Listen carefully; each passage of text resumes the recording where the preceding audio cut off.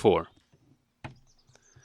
Varenka, with a white kerchief over her black hair, surrounded by the children and good-naturedly and cheerfully busy with them, and evidently excited by the possibility of an offer of marriage from a man she liked, looked very attractive.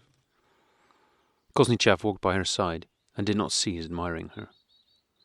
Looking at her, he remembered all the charming things he had heard her say, and all he knew of her that was good, and he grew more and more conscious that what he felt for her was something rare, something he had felt but once before, a long, long time ago, when he was very young.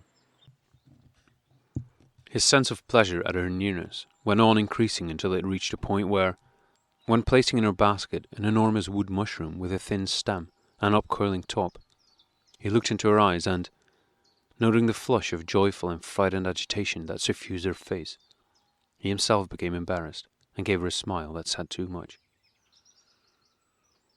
If it is so, I must think it over and come to a decision, and not let myself be carried away like a boy by the impulse of the moment, he told himself. Now I will go and gather mushrooms quite on my own account, or else my harvest will not be noticeable, said he, and went away from the skirts of the wood, where they were walking about on the short, silky grass under sparsely growing old birches, and penetrated deeper into the wood, where among the white birch trunks grew grey-stemmed aspens and dark hazel bushes.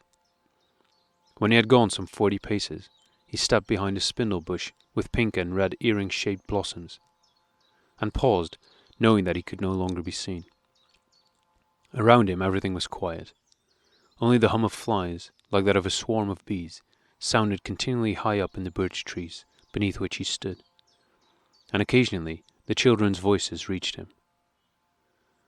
Suddenly, from the skirts of the wood not far off, he heard Varenka's contralto voice calling to Grisha, and a smile of pleasure lit up his face. Conscious of that smile, Koznitchev shook his head disapprovingly at his own state, and taking out a cigar, began to light it.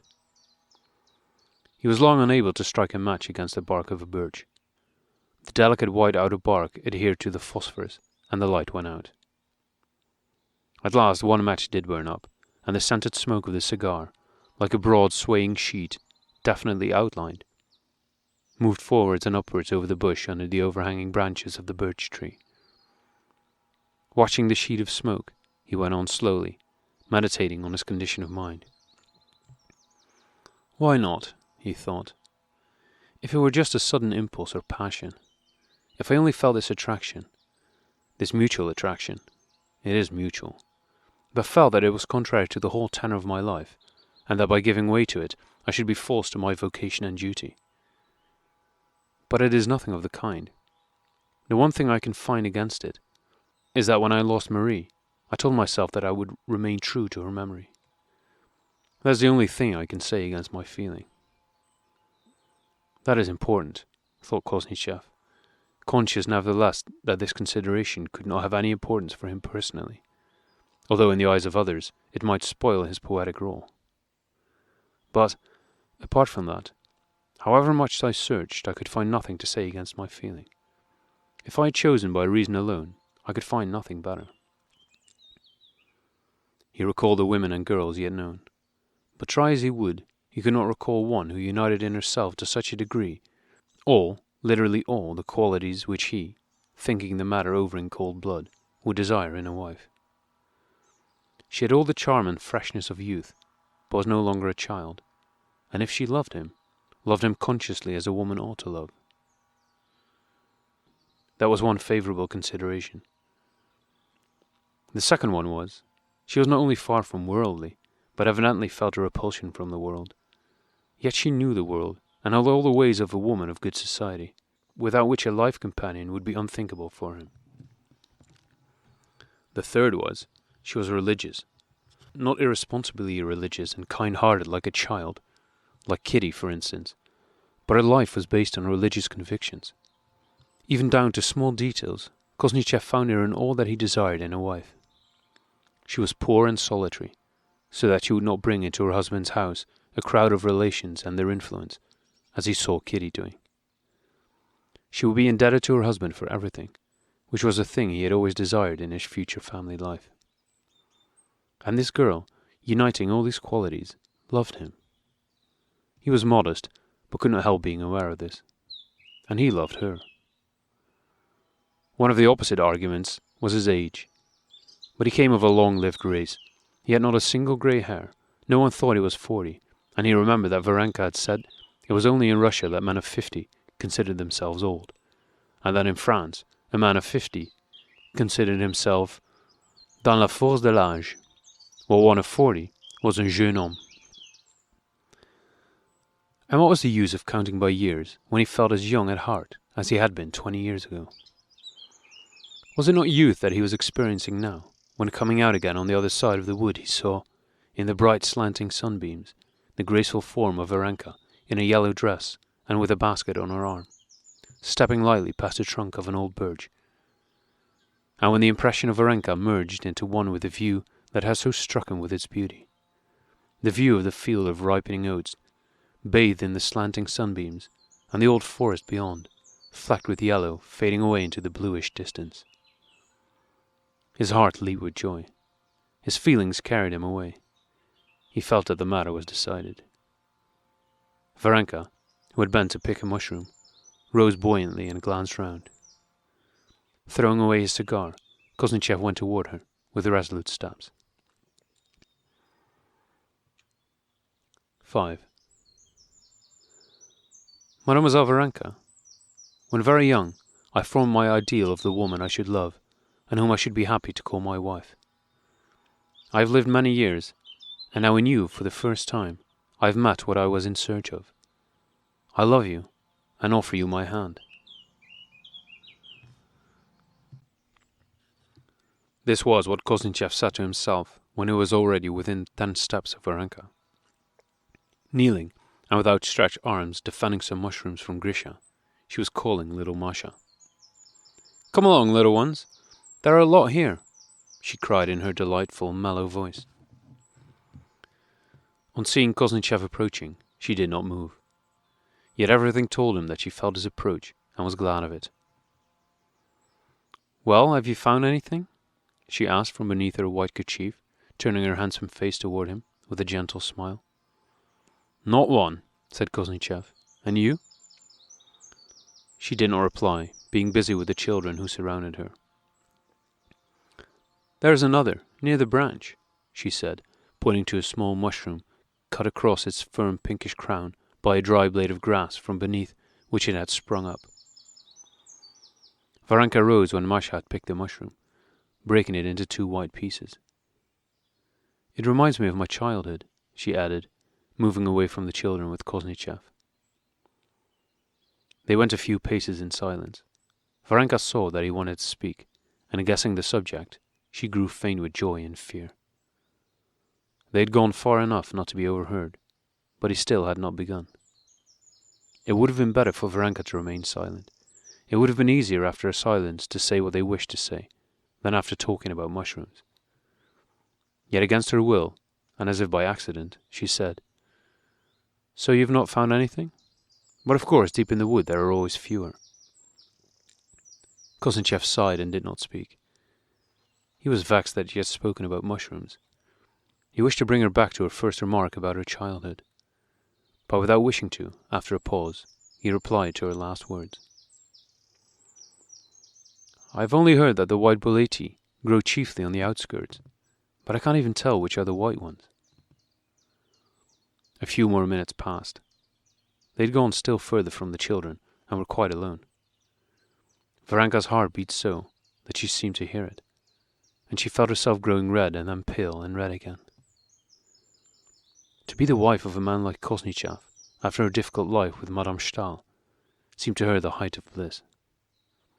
Besides, she was almost sure she loved him, and now in a moment it must be decided.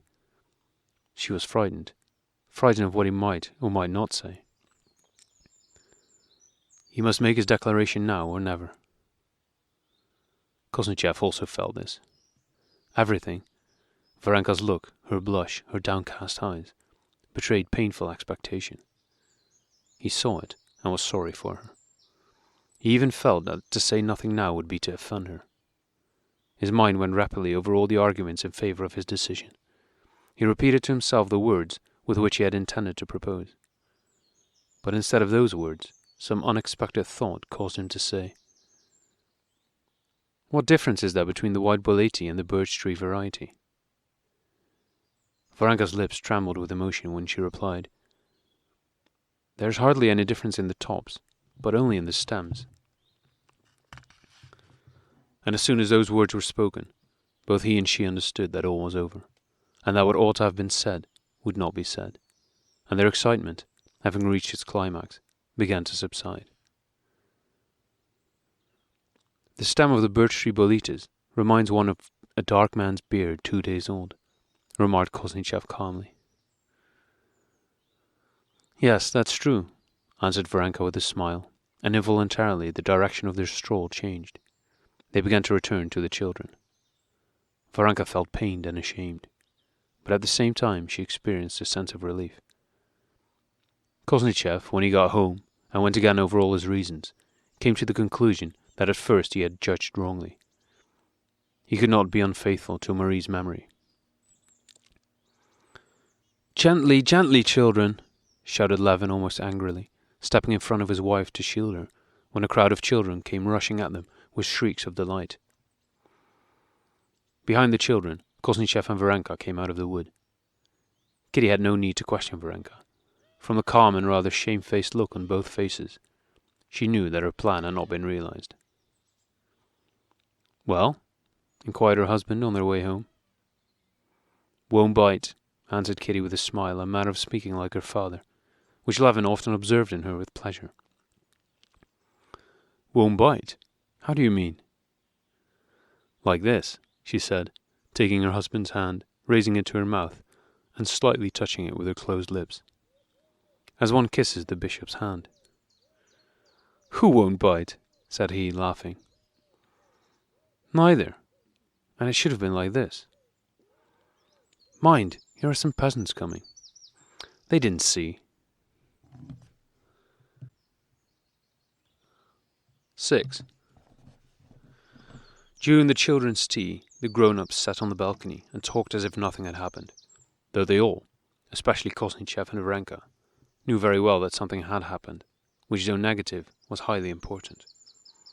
They both experienced what is felt by a pupil who has failed in an examination and has to remain in the same class or be finally expelled from the school.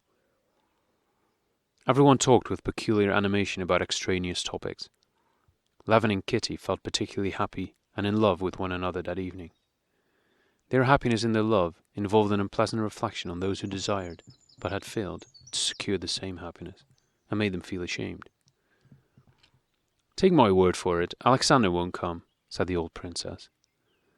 They were expecting Oblonsky by the evening train, and the old prince had written that he would perhaps accompany him. "And I know why," continued the princess.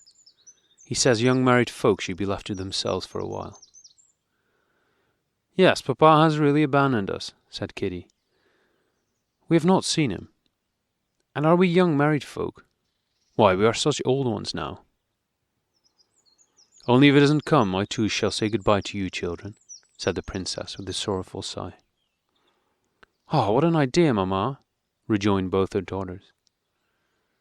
"Just consider him. Why, at present—" And suddenly the old princess's voice unexpectedly quavered.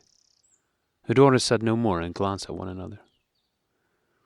"Mamma always finds something sad," this glance seemed to say. They did not know that pleasant as it was for her to stay with her daughter, and necessary as she felt herself to be there, she suffered keenly, both on her own and on her husband's account, since they gave their last and favourite daughter in marriage, and the family nest was left empty. "What is it, Agatha Mikhailovna?" Kitty asked suddenly when the old woman stopped in front of her with a look of mystery and importance. "How about supper?" "Ah, that's just right," said Dolly. "You go and give your orders, and I will hear Grisha his lesson. He hasn't done anything today." "That's a rebuke from me. No, Dolly, I will go," said Levin, jumping up. Grisha, who had entered the high school, had some homework to prepare during the summer holidays. While still in Moscow, Dolly had begun learning Latin with him, and on coming to the Levins, made it a rule to go over with him, at least once a day, the most difficult lessons. Latin, and arithmetic. Levin offered to replace her, but having once heard Levin giving the lessons, and noticing that he was not doing it the same way as the master who had coached the boy in Moscow, she, though embarrassed and anxious not to offend Levin, told him resolutely that the textbook must be followed in the master's way, and that she would rather give the lessons herself. Levin was vexed with Oblonsky for carelessly leaving it to the boy's mother to look after his lessons, which he did not understand, instead of doing it himself. And he was vexed with the masters also for teaching the children so badly. But he promised his sister-in-law to give the lessons in the way she wished. So he went on teaching Grisha not in his own way, but according to the book, and therefore did it half-heartedly, and often missed a lesson. So it had happened that day. "No, I will go, Dolly. You stay here," he said. "We shall do it all properly by the book. Only when Stiva comes, we shall go shooting, and then I shall miss the lessons." And Levin went off to find Grisha. Varenka spoke in the same way to Kitty. Even in the Levins' well-ordered household, she found ways to be of use. "I will see about supper," she said, "and you stay here." And she rose to accompany Agla Mikhailovna. "Yes, do. I expect you could not get any chickens, but there are our own," answered Kitty. "Agla Mikhailovna and I will arrange it," and Varenka went out with the old woman. "What a nice girl," said the princess. "Not nice, Mamma, but so charming that there is no one else like her." "So you're expecting Stephen Arkadyevitch tonight?" asked Kosnichev, evidently disinclined to join in a conversation about Varenka. "It will be hard to find two brothers-in-law more unlike," he went on with a subtle smile. "The one always on the move, living always in society like a fish in water. The other, our Constantine here, lively, quick, sensitive to everything. But as soon as he appears in society, either shutting up altogether, or floundering about absurdly like a fish on dry land." "Yes, he is very thoughtless," said the princess to Kosnichev. "I was just going to ask you to tell him that it is impossible for her," she indicated Kitty, "to remain here, and that she must certainly come to Moscow. He says, get a doctor to come out here." "Mamma, he will do all that's necessary and will agree to everything," interpolated Kitty, annoyed with her mother for asking Kosnichev's opinion on such a matter. In the midst of their conversation, they heard the snorting of horses and the scraping of wheels on the gravel of the avenue. Dolly had not had time to rise to go to meet her husband, before Levin had jumped out of the window of the room below, where he had been teaching Grisha, and had lifted the boy out too. "It's Stiva!" shouted Levin from under the balcony. "We have finished, Dolly, don't worry," he added, running like a boy to meet the carriage. "Is eya it, eus," shouted Grisha, hopping down the avenue. "And someone with him. It must be Papa," shouted Levin, who had stopped at the bend of the avenue. "Kitty, don't come down those steep steps. Go round." But Levin was mistaken in supposing that one of the men in the calash was the old prince. When he came nearer, he saw, sitting beside Oblonsky, a stout, handsome young man wearing a Scotch bonnet with long ribbons streaming behind. It was Vasenka Veslovsky, a second cousin of the Shcherbatskys, a brilliant Petersburg-Moscow young man. "A most splendid fellow and a passionate sportsman," as Oblonsky said when he introduced him. Not at all dismayed by the disappointment he caused by appearing instead of the old prince, Veslovsky gaily greeted Levin, reminding him that they had met before, and lifting Grisha, he cut him up into the vehicle over the pointer Oblonsky had brought with him. Levin did not get in, but followed the calash. He was rather vexed that the old prince, whom he liked more and more the better he knew him, had not come, and vexed because this Vasenka Veslovsky, a quite superfluous stranger, had come. Veslovsky seemed to him still more alien and superfluous when they arrived at the porch, at which the whole animated group of grown-ups and children had gathered, and he saw Vasenka Veslovsky kissing Kitty's hand with a particularly tender and gallant air. "We, your wife and I, are cousins and old acquaintances," said Vasenka Veslovsky, once again giving Levin's hand a very, very hard squeeze. "Well, is there any game?" asked Oblonsky of Levin, scarcely giving himself time to say a word of greeting to everybody. He and I have the cruelest intentions. Why, Mamma, they've not been in Moscow since then. Here, Tanya, that's for you. Please get it out of the calash behind there, he was saying to those about him. How much refreshed you are looking, Dolly dear, he went on, kissing his wife's hand again and holding it in his own while he patted it with the other hand. Levin, who but a few moments before had been in the brightest of spirits, was now looking dismally at everyone, dissatisfied with everything. Whom was he kissing yesterday with those same lips? He thought as he looked at Oblonsky caressing his wife. He looked at Dolly and was not pleased with her either. Of course she does not believe in his love. Then why is she so pleased? Disgusting, thought he. He looked at the princess, who a few moments before had seemed so nice, and did not like the way she welcomed that beribboned Fazanka, as if to her own house.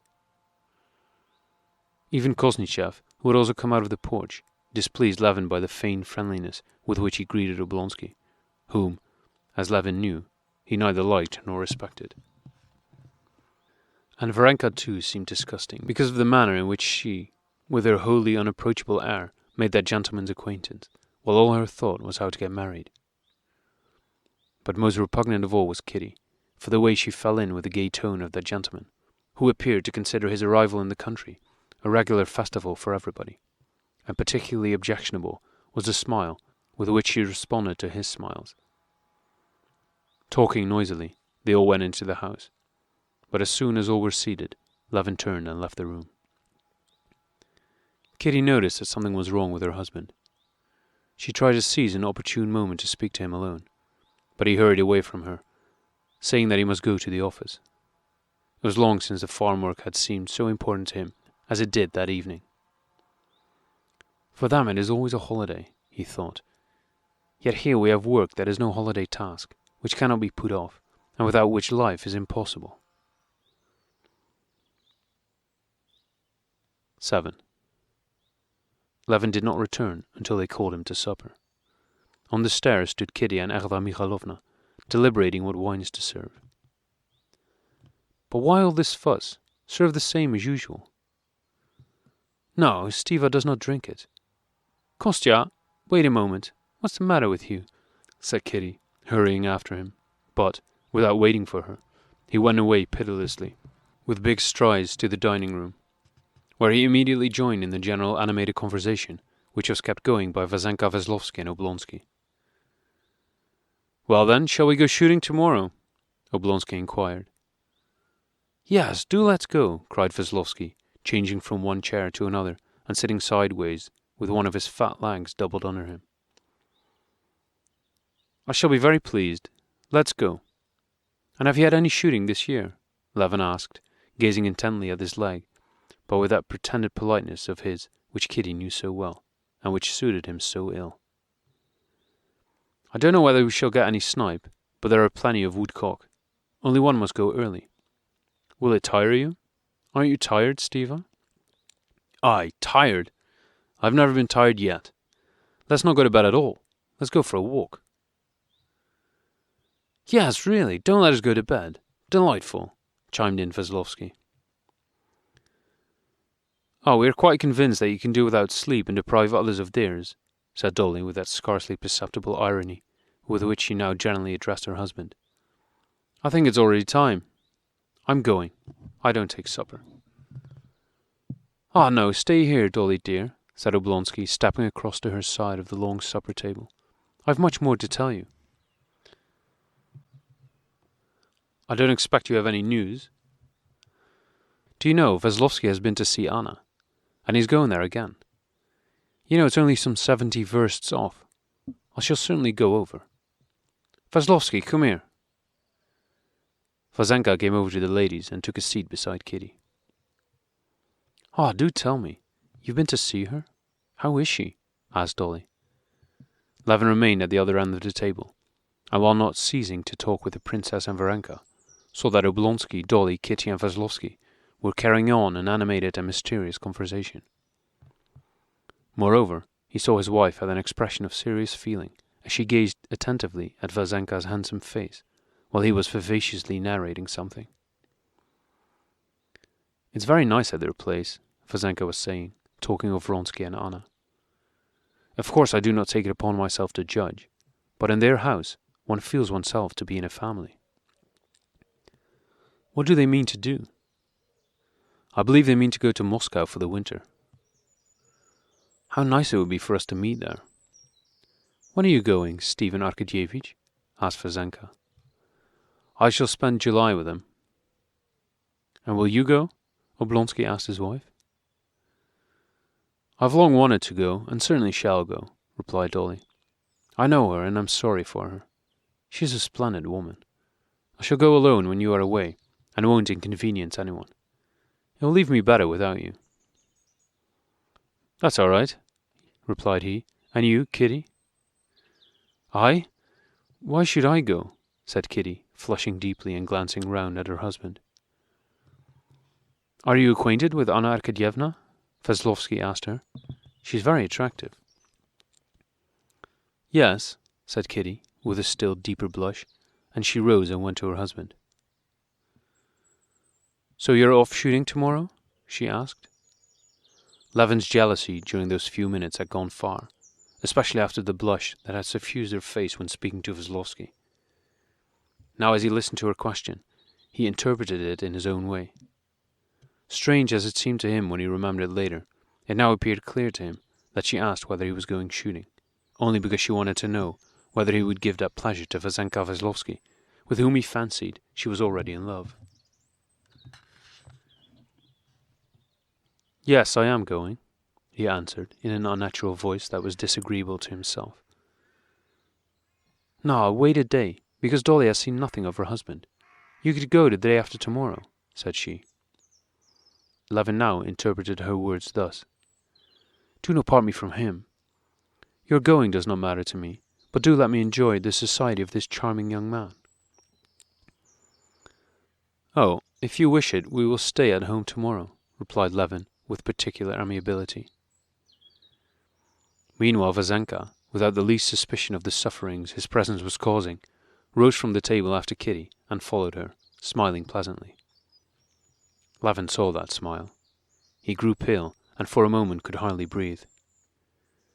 "How dare he look like that at my wife?" he thought, boiling with rage. "Tomorrow, then. Please let's go," said Vazenka, sitting down and once more doubling his leg under him, as his habit was. Levin's jealousy rose still higher. Already he fancied himself a deceived husband, necessary to his wife and her lover only to provide them with the comforts of life and with pleasures. But nevertheless, he asked Vazenka in an amiable and hospitable manner about his shooting, his gun, his boots, and agreed to go shooting next day. Happily for Levin, the old princess put a stop to his sufferings by herself getting up and advising Kitty to go to bed. But he did not escape a fresh pang. Taking leave of his hostess, Vazenka again wanted to kiss her hand, but Kitty, blushing, drew away her hand and said with naive rudeness, for which she was afterwards reprimanded by her mother, "That's not customary in our house." In Levin's eyes, Kitty was to blame for having laid herself open to such behavior, and still more to blame for so awkwardly showing that it displeased her. "What's the good of going to sleep, eh?" said Oblonsky, who after the few glasses he had drunk at supper was in his pleasantest and most poetic mood. "Look, Kitty," he went on, pointing to the moon rising behind the lime trees. "How lovely! Veslovsky, now's the time for a serenade? Do you know he has a fine voice? We've been rehearsing on the way. He's brought some beautiful songs, 2 new ones. He ought to sing them with Mademoiselle Varenka."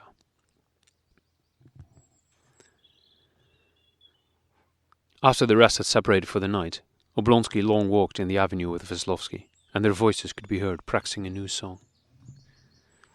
Levin sat listening to them and frowning, in an easy chair in his wife's bedroom, meeting her inquiries as to what was the matter, with stubborn silence. But when at length she asked with a timid smile, "Aren't you displeased about something connected with Veslovsky?" he gave vent to his feelings, and told her everything. He himself was offended by what he was saying, and this still further irritated him. He stood before her, his eyes glittering terribly under his frowning brows, and pressed his powerful arms to his breast, as if trying with all his might to restrain himself.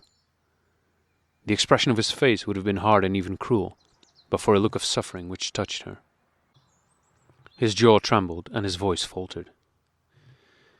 Understand that I am not jealous. That is a vile word. I cannot be jealous, nor believe that. I cannot say what I feel, but it is dreadful.